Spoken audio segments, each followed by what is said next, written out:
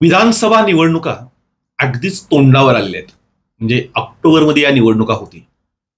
नुकताच बजेट सादर झालं. बजेट सादर करताना त्यामध्ये शेकडो कोटींची कामं ही मंजूर झालेली आहेत. म्हणजे प्रत्येक तालुक्यामध्ये शेकडो कामं आलीत आणि या कामांची आता विक्री सुरू झालेली आहे. जे आमदारांचे बगलबच्चे हे सामान्य छोट्या अशा लोकांकडनं तुम्हाला कामं देतो असं सांगून टक्केवारी घेऊन ती कामं विकायला लावलीत आणि यामध्ये 60% घेतले जातात. अधिकारी पैसे मागतायत, अधिकाऱ्यांचे एवढे लागतील, वर्क ऑर्डर करून घेण्यासाठी एवढे लागतील, मंत्रालयात तेवढे लागतील असं सांगून काही चिंधी चोर ही कामं वाटतायत. म्हणजे सगळ्यांना विनंती आहे, जे कोणी कामं घेतील त्यांना कुठलंही काम हे पैसे देऊन घेऊ नका. कारण हे जे दरोडेखोर आहेत, हे चिंधी चोर आहेत, हे कुठल्याच अधिकाऱ्याला पैसे देत नाहीत. अधिकाऱ्यांच्या नावावर तुमच्याकडनं हे पैसे घेतात आणि हे स्वतः खातात. निवडणुकीच्या तोंडावर जी कामं मंजूर होतात ना, ती कामं निवडणूक झाल्यानंतर रद्दही होऊ शकतात. म्हणजे मागच्या वेळेस तेच झालं होतं. युतीचं सरकार होतं. युतीच्या सरकारने जी कामं मंजूर केली होती ती आघाडीचं सरकार बसल्यानंतर रद्द झाली.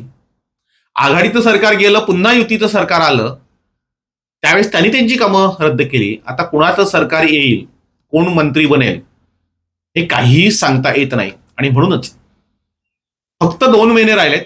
2 महिने थांबायला हवं, जरा अंदाज घ्यायला हवा आणि त्याच्यानंतर ही कामं आपण घ्यायला हवीत.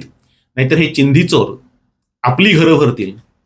कारण आतापर्यंत गारगाव परळी भागामध्ये आमदारांच्या पीएने अशाच प्रकारे अनेकांकडून पैसे उकळले आणि अनेक ठेकेदार हे अक्षरशः लटकले. म्हणजे त्यांची बिलं आलेली नाही आहेत, त्यांना पैसे मिळालेले नाही आहेत, बरीचशी कामं रद्द झालेली आहेत. मात्र त्याचा खेद ना खंत या चोरांना नसतो.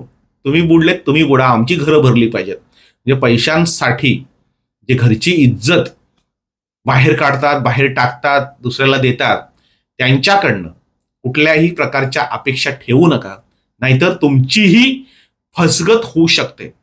खरं तर गारगाव परळी भागातील अनेक जी कामं आहेत ही पुन्हा पुन्हा आलेली आहेत. म्हणजे एकच काम हे 4-4 वेळा नाव बदलून आलंय. त्याची चौकशी सुरू झालेली आहे.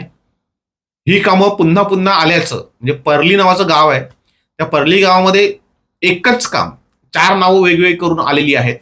अशी अनेक कामं आता चौकशीला लागलेली आहेत आणि तीच कामं वाटप सुरू आहे. पीडब्ल्यूडीच्या अधिकाऱ्यांना ही विनंती आहे की जे रेप्युटेड ठेकेदार आहेत, त्यांचं खरोखर रजिस्ट्रेशन आहे, त्यांनाच तिथं उभं केलं जावं. हे जे दलाल आहेत, जे आमदारांचे बगलबच्चे आहेत, हे पीडब्ल्यूडीचा ताबा घेऊन बसलेत. ते सांगतील त्या पद्धतीनं कामं वाटप होत आहे आणि त्याच्यामध्ये अनेक तरुणांची फसवणूक होण्याची शक्यता आहे. आणि म्हणूनच आचारसंहिता लागल्यानंतर नेमकं काय होईल हा मोठा प्रश्न आहे.